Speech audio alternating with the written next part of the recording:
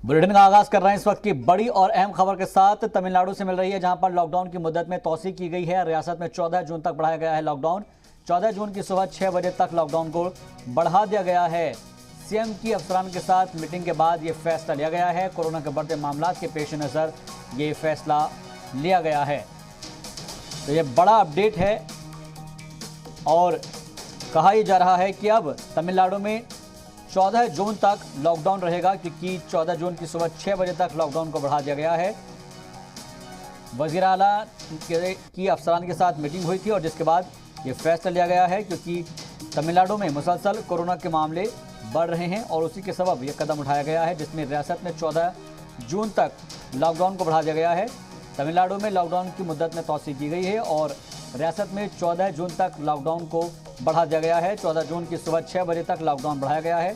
CM की अफसरान के साथ हुई मीटिंग के बाद यह फैसला लिया गया है। कोरोना के बढ़ते मामलों के पेश नज़र यह कदम उठाया गया है।